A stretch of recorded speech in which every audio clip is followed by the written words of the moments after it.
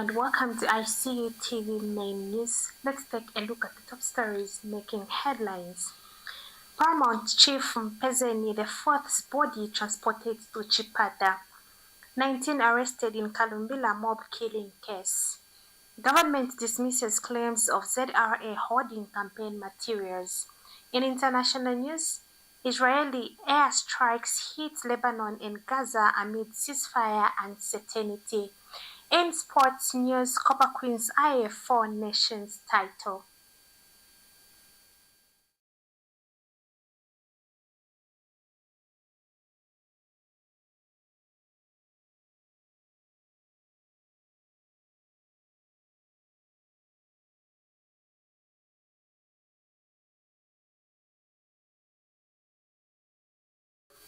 Presenting the news, I am Yamba Margaret, and now the news in details.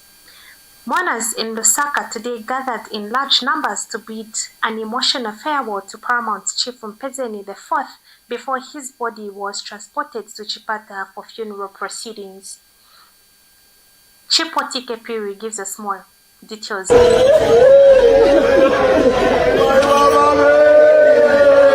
Ngoni Impis and members of the Ngoni Nation today gathered at Ideal Funeral Parlor in Lusaka to pay their final rites to Paramount Chief Mpezeni IV before accompanying his body on its final journey home. Dressed in full traditional regalia, the Impis performed customary rites and tributes in honor of their late traditional leader. The solemn ceremony attracted mourners, members of the royal establishment, and subjects who gathered to bid farewell to a leader who dedicated many years to preserving the culture, traditions, and unity of the Ngoni people. Following the ceremony, the remains were escorted to Zambia Air Force Airport at Kenneth Kaunda International Airport, where they were flown to Chipata in Eastern Province. The departure marked the beginning of the final journey to the chief's ancestral home, with mourners accompanying the procession from Lusaka. Juliet Monza, a student at the Information and Communications University, described him as a unifying leader. I was saddened to hear about the passing of our Paramount Chief Mpezeni. He played an important role in promoting peace and unity among the Ngoni-speaking people. Not only did he promote peace and unity among the Ngoni-speaking people, but other tribes like the Bemba, Lozi, Tonga, Tumbuka, Chewa, and Zinsenga. His contribution to the Zambian heritage will be highly remembered. Upon arrival in Chipata, mourners, traditional leaders, government officials, and members of the Ngoni Nation received the body before a procession escorted it to Efendukeni Palace, the royal seat of the Ngoni people. The atmosphere was marked by grief and reflection as people gathered to honor the late chief's life and legacy. The body has since arrived at Efendukeni Palace, where Paramount Chief Mpezeni IV will lie in state until burial, allowing mourners to pay their final respects. The late chief, who led the Ngoni people for decades, is remembered for preserving Ngoni traditions and promoting unity among his subjects. Funeral proceedings continue as the nation joins the Ngoni people in mourning one of Zambia's most respected traditional leaders. Chipata Piri for ICU TV.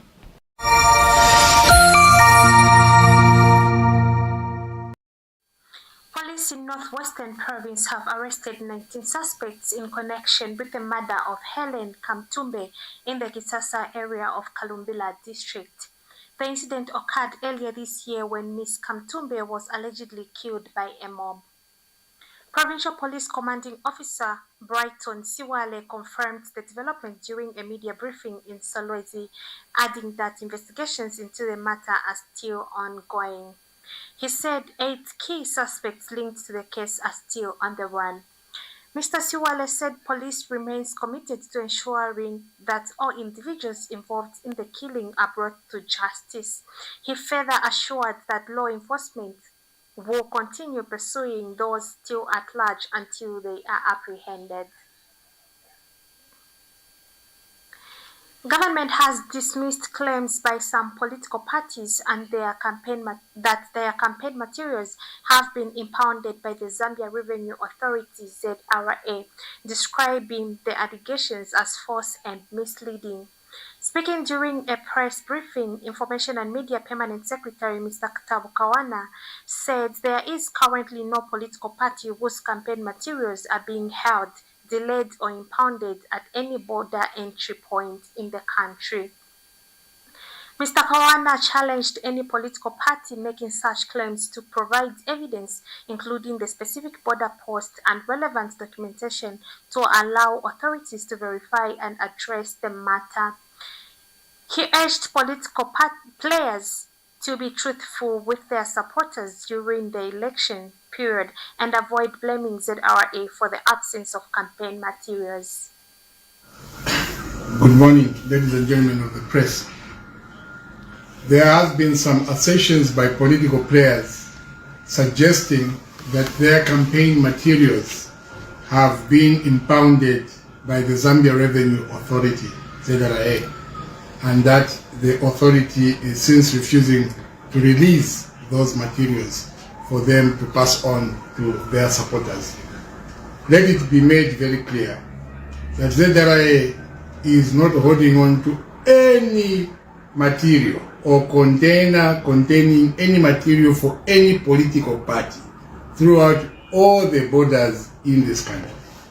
If there is such a political party that is purporting that ZRA is holding their material, let us show us which border and the documentation, and government will assist in ensuring that ZRA expedites. But we are very certain, and ZRA has made it very clear to us as well, that there is no material being held or impounded or held onto. Now, it is very important for political players that in this season of elections, just be truthful and frank with your supporters. If you have got no material to give them, tell them, Vane, there is no material to give you in these elections. Don't lie to your supporters by cheating that material is there but it has been impounded by ZRA. There is no such thing as material being impounded. So there is no political party which has its material impounded by ZRA. However, let me re-emphasize that all political players who intend to bring in materials from outside are free to do so, and they can bring in their containers, pay the required taxes, and if they need the help in terms of expediting, although that may not be necessary because ZRA works expeditiously, but in the event that they need government to assist in expediting the process, government is open to do so for them. But let them just pay their due taxes and the material will be in their hands and given to their people. But let me repeat that there is no political party whose material has been impounded or been held onto by ZRA at the borders. So all those claiming that their material is with ZRA are not telling the truth to their supporters. They have no material to give their supporters.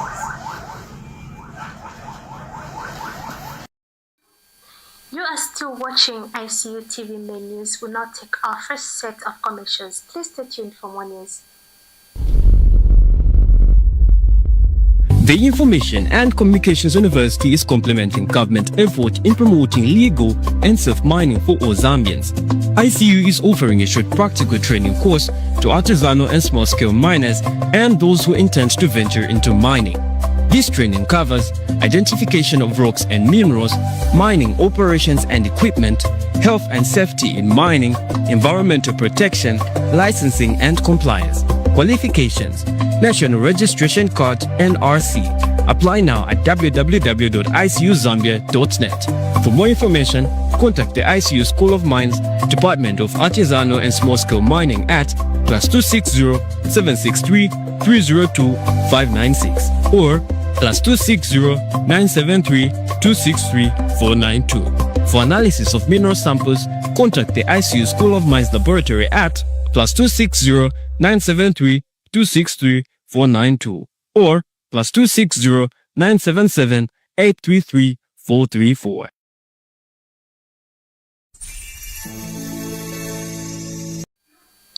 Welcome back and thank you for staying with us. To continue with the news, The United States government has donated 3 mobile laboratories worth $1.6 million to the Zambian National Public Health Institute to strengthen disease surveillance and emergency response across the country. Speaking during the handover ceremony in Lusaka, U.S. Chargé d'Affaires Mr. Mitch Coker said the laboratories are equipped with more than 20,000 items and can be fully operational within 2 hours of deployment. Mr. Coker said the state-of-the-art facilities will improve Zambia's ability to rapidly diagnose, detect, and identify infectious diseases, helping to enhance the country's public health response capacity. He noted that the donation reflects the continued partnership between the United States and Zambia in promoting health security. Ministry of Health Permanent Secretary for Technical Services Dr. Kennedy Lishimbi described the donation as a major investment towards building a stronger and more resilient healthcare system. Meanwhile, ZNPHI Director General Dr. Roma Chilengi said the laboratories are fitted with 400-watt solar power system, enabling them to operate effectively even in remote areas with a limited access to electricity. Zambia has earned praise from the delegates drawn from 8 countries participating in the international training program following a field visit to assess the impact of social protection programs being implemented under the Single Window Initiative. The visit sought to appreciate how government interventions are improving the welfare of vulnerable communities. During the tour, the delegates interacted with beneficiaries of the social cash transfer, food security pack, and supporting women's livelihood programs. The visit provided first-hand insight into how the initiatives are helping to reduce poverty, improve livelihood, and strengthen household resilience across communities. The delegates commended Zambia's coordinated approach to social protection, describing it as an effective model that is delivering tangible results. The field visit was part of the efforts to promote peer learning and exchange of best practices among participating countries. Uganda's Misaiti Akutunda says Zambia's social protection system is inspiring and offers valuable lessons that could be adapted in her country to enhance support for poor and vulnerable people. We take another short break. Please stay tuned for more international news and sports news. We kickstart your day with our headline pick with the top stories making news. Then we go deeper in our story pick where we break down issues that matter the most to you. From the Health Desk, we share simple tips to keep you healthy and informed. For Classic Fitness Minute to get your body moving before the day begins. And trending now, what's hot on social media? Hello Zambia, my name is Amina Mutambo. And I am Moluwa Eric J. Mwalamujende, and we bring to your screens the ICU TV Breakfast Show.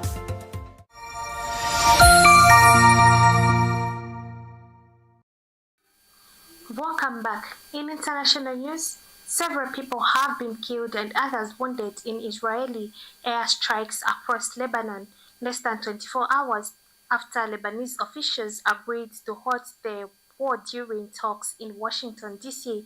with Israeli officials. The ceasefire agreement is yet to be implemented on the ground. Hezbollah leader Naim Qassem has described the proposed ceasefire as surrender and defeat for Lebanon, warning that northern Israel will remain under threat as long as Israel continues its bombardment. Meanwhile, the commander of Iran's IRGC Quds Force said Hezbollah is at minimum pushing for an Israeli withdrawal to positions held before the escalation of the conflict at the end of February. In Gaza, the health ministry says at least 11 Palestinians were killed in Israeli attacks over the past day, with dozens more wounded. The latest violence comes amid growing regional tension and uncertainty over efforts to secure a lasting ceasefire. We are still in international news. US President Donald Trump has criticized lawmakers who voted to restrict his authority on military action against Iran, describing them as unpatriotic. The remarks came after the US House of Representatives passed a measure aimed at limiting further military action without congressional approval. In a post on Truth Social, Trump said the vote, which he described as meaningless, was taken by a four bad Republicans and other Democrats, accusing them of trying to weaken his ongoing negotiations and to end the conflict with the Republic of Iran. The House vote passed 215 to 208. The White House has dismissed the measure, urging it carries no clear legal force and calling it an unconstitutional attempt to restrict presidential war powers. The resolution would require the president to either withdraw US forces or seek congressional approval for continued military action. We take a short break. Please stay tuned for more news in sports.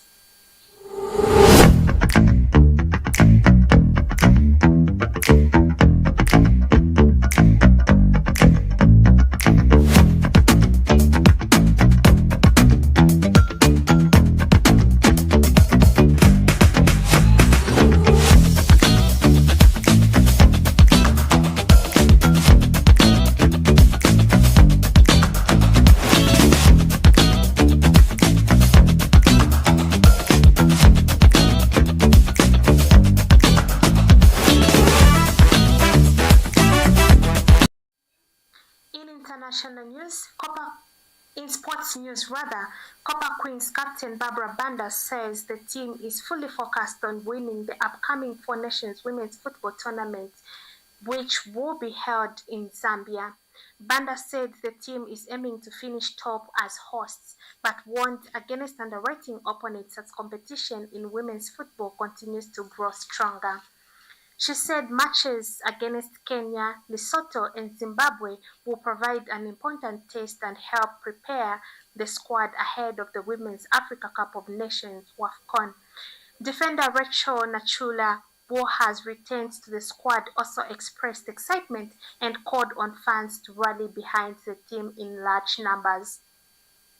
The tournament kicks off on Saturday, June 6, 2026 at Levi Mwanawasa Stadium. The opening match will see Zimbabwe face Lesotho at 12:30 hours before hosts play take on Kenya later in the day.